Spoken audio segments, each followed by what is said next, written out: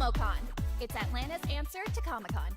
You won't want to miss it. All right, everyone, we're going to get started with our next MomoCon interview. We have Mark Wynn, that you may know him from the Percy Jackson series. He's got to work on the last two books of the series, and he has several other books that he's involved with. So we're going to hand it off to our audience. What is your creative process when planning out a story? Yeah, I've been very lucky in that it only took one book for me to figure out my creative process. So when I have an idea, I like to just open a blank document and talk to myself. So if we're thinking of an idea now, like even right now, I've had an idea sitting in my head about doing a horror novel set at the start of a press junket where something happens and then everyone gets stuck in the room. This is a genuine idea.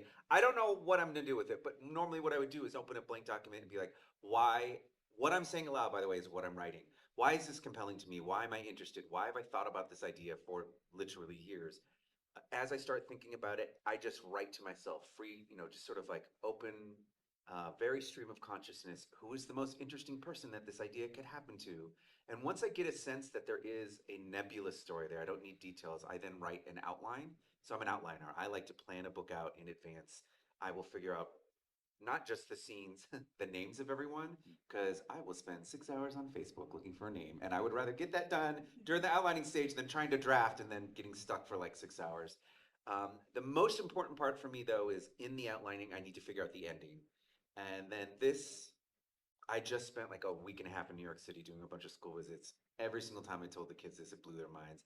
I start all of my books by writing the last sentence first. And then I write the whole book to meet that last sentence. For me, it's an anchor. This is the emotional core. This is where I want the story to end up. But it also helps me when I get writer's block. That even with all the planning, I still get writer's block where I get stuck.